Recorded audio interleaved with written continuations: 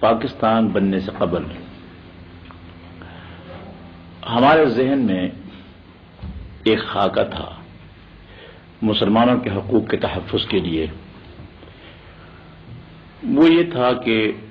اس وقت ہندوستان کے 13 صوبے تھے. 6 صوبوں میں اکثریت مسلمانوں کی تھی اور 7 میں ہندو کی اکثریت تھی. تو اس طریقے سے ہمارا ایک فارمولہ جب ہند کا فارمولہ مشہور ہے چھپا ہوا اس زمانے کا کہ صوبائی خود مختاری مل جائے اور صوبے مکمل خود مختار ہوں. صرف 3 محکمے مثلا ڈیفنس ہے یا مواصلات ہے اور فارن افیئرز یہ جو ہے مرکز کے ساتھ ہوں اور باقی صوبے خود مختار ہوں. اس کے ساتھ ساتھ مرکزی پارلیمنٹ میں تناسب نمائندگی کا اس طرح ہو کہ مسلمان قوم اور ہندو یہ دونوں اکثریتی اقوام شمار ہوں گی اور ان کا تناسب جو ہے وہ 45% پارلیمنٹ میں ہوگا اور باقی 10% وہ دوسری اقلیتیں ہوں گی. تو اس طریقے سے خیال یہ تھا کہ ہندوستان ایک بھی رہے گا اور مرکزی پارلیمنٹ میں جو حقوق کے ضائع ہونے کا خطرہ تھا وہ بھی ٹل جائے گا اور صوبوں کی خود مختاری سے باقی مسلمانوں کے مسائل جو ہیں وہ بھی حل ہو جائیں گے. اور یہ تجویزیں جو ہیں بہرحال اس وقت ذہن میں ابھرتی تھیں. چنانچہ ایسا بھی ہوا کہ جب شملہ کانفرنس میں وہ ایک وفد آیا تھا لارڈ پیتھک لارنس کا یا سر اسٹیفورڈ کرپس وغیرہ کا تو ان سے جو فیصلہ ہوا تھا تو اس میں یہ تھا گروپ بنائے گئے تھے اے اور بی اور سی لیکن پورے ہندوستان کو ایک رکھنے کا منصوبہ تھا اس وقت. اس کو مسلم لیگ نے بھی تسلیم کر لیا تھا اور کانگریس نے بھی تسلیم کر لیا تھا. غرض یہ ہے کہ مسلمانوں کے حقوق کے تحفظ کے لیے ہمارا بھی فارمولہ تھا اس وقت. یہ نہیں کہ ہم مسلمانوں کے حقوق کے تحفظ سے غافل تھے یا ہندو کے مظالم یا ان کی زیادتیاں جو ہو رہی تھیں اس سے ہم مطمئن تھے. ایسی کوئی بات نہیں تھی. ہم بھی اس کا خیال کر رہے تھے لیکن ہمارا ذہن دیکھا کا اور تھا. جی اس کے بعد جب پاکستان کے لیے فیصلہ دے دیا اور پاکستان بن گیا تو پاکستان بن جانے کے بعد ایک قطعی فیصلہ تھا مسلمانوں کا اور جیسے کہ جمہوری اصول یہ ہیں کہ میجارٹی کا فیصلہ جو ہے وہ لازماً تسلیم کرنا پڑتا ہے تو ہم نے فیصلہ تسلیم کیا اور پاکستان بن جانے کے بعد سب سے پہلے ہماری جماعت نے اعلان کیا کہ اب ہم اس کے بعد پاکستان کو تسلیم کرتے ہیں اور پاکستان کے استحکام کے لیے اس کی ترقی و بقا کے لیے اس کے نظریے کے لیے ہم جان توڑ کوشش کریں گے. اور اس طریقے سے یعنی مرکزی جمعیت علماء ہند کی طرف سے بھی ہمارے پاس یہ خطوط آئے اور انہوں نے کہا کہ آپ اپنی سروس پر کام کریں اور یہ کہا کہ اب پاکستان بن چکا ہے اب نہ ہم نے اس سے اختلاف کرنا ہے اور نہ تم نے اختلاف کرنا ہے. وہاں سے بھی ہدایت تھی. چنانچہ ہم نے پاکستانی کی حیثیت سے چونکہ ہماری پیدائش یہاں کی تھی ہم تو یہاں کے تھے اپنے ملک کی آزادی کے لیے کوشش کر رہے تھے تو ہمارا ملک تو یہی تھا جہاں ہم پیدا ہوئے تھے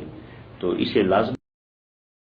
بقا و سالمیت کے لیے اور اسلامی نظریہ حیات کے لیے جو بنیاد ہے پاکستان بنانے کی اس کی حمایت کی اور 31 سال سے اس پر ہم گامزن رہے ہیں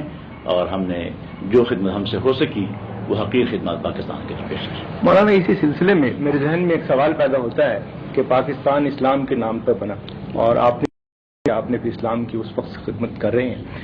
سوال یہ پیدا ہوتا ہے کہ اس پاکستان میں نظام اسلام کا معاشی نظام کیسے نافذ کیا جاتا ہے اول تو وہ ہے کیا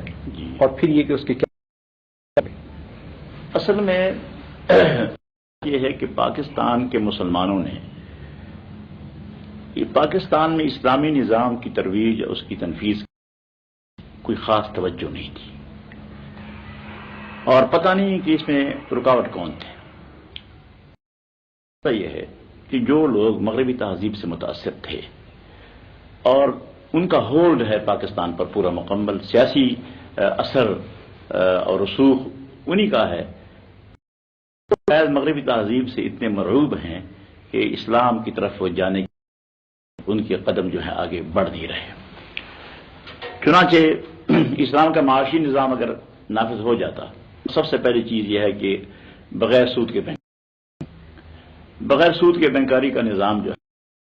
یہ اسلامی ایک نظام ہے اب اس وقت نہیں، بہت کافی زمانے پہلے بہت سے ملکوں میں ایسے بینک قائم کیے گئے ہیں جو بغیر سود کے چل رہے ہیں اور اسلامی اصول کے مطابق چل رہے ہیں۔ یہ نظام جو ہے ایک دفعہ ایسا بھی، ہم سن 64 میں مصر میں قاہرہ میں ایک مؤتمر میں میں شریک تھا خود، اس میں اسی اسلامی بینکاری کا مسئلہ جو ہے وہ زیر بحث اور ایک مکمل بینک کا نظام وہ تجویز ہو گیا تھا اور اس کی پھر کاپیاں بھی تقسیم کرائی گئی تھیں، وہ پورا نظام نقشہ مکمل موجود ہے۔ تو اگر ایک نظام جو ہے ایسا بینکاری کا بغیر سود کے نافذ ہو جاتا تو اس سے بہت سے لوگوں کو بڑے فوائد اور اس کے برکات ہوتی۔ اس کے علاوہ میں یہ بھی عرض کر دوں کہ اسلام میں معاشی مشکل پیش آتی ہی نہیں، بنیادی طور پر وہ یہ ہے کہ اسلام میں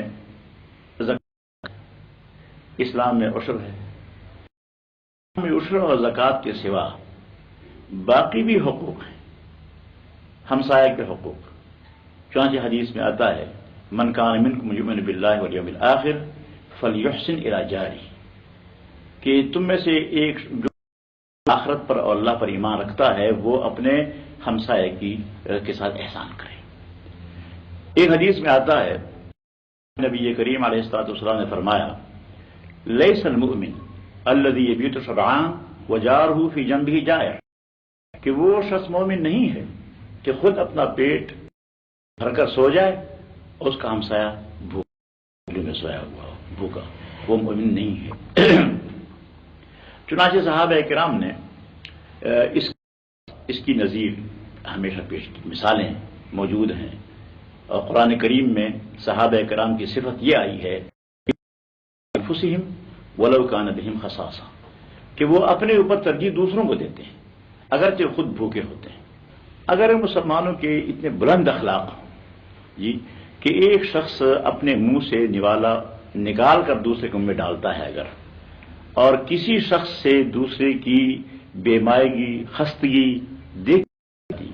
اور مسلمان میں اتنا تعلق ہے، اخوت اور برادری کا تعلق ہے کہ وہ ایک دوسرے پر جان دیتے ہیں، تو پھر یہ اونچ نیچ کا مسئلہ ختم ہو جاتا ہے اور یہ معاشی کوئی مسئلہ ہمارے ملک پیدا نہیں ہوگا۔ ایک آدمی اگر کچھ اس کے پاس ہے وہ دوسرے کو کھلائے تو 50% سے زیادہ مسئلہ جو ہے ہمارا معاشی اخلاق کی بلندی سے، اسلامی اصول پر عمل کرنے سے حل ہو جاتا ہے۔ میں آپ سے یہ دریافت کرنا چاہوں گا کہ کیا اسلامی معاشی نظام میں صرف بلا سود بینکاری کافی ہے یا ربا کی اور وہ زیادہ ظلم کی شکل میں موجود ہیں اور عام آدمی کو زیادہ پریشان کرتی ہیں، تو ان کو کیسے دور کیا جا سکتا ہے؟ اور دوسرے یہ کہ ریاست پر بھی تو کچھ حقوق عائد ہوتے ہیں معاش کے سلسلے میں، مثلاً افراد کے روزگار کا حق ایسا کہ اگر کوئی بے روزگار ہو تو وہ اسٹیٹ سے عدالت کے ذریعے سے وہ حاصل کر سکے، لازمی ہو اس کے لیے، یہ بھی کچھ صورت ہے۔ تو یہ کس طرح سے یہ صورتحال یہ ہے کہ اسلامی حکومت جو ہوتی ہے، حکومت کی ذمہ داری ہوتی ہے کہ کوئی شخص ملک میں بھوکا نہ رہے، اس کو زندگی کی ضروریات مہیا کی جائیں، یہ حکومت کی ذمہ داری ہے۔ چنانچہ آپ کو معلوم ہے کہ تاریخی واقعات ہیں کہ حضرت عمر فاروق رضی اللہ تعالیٰ عنہ نے اپنے دور خلافت میں آٹے کی بوری بیت المال سے اٹھا کر گھروں تک خود پہنچائی ہے، اور آپ نے فرمایا ایک مرتبہ کہ لو مات الکلب جوعا علی شط الفرات لکان عمر مسئولا عنہ یوم القیامہ، کہ اگر دریائے فرات کے کنارے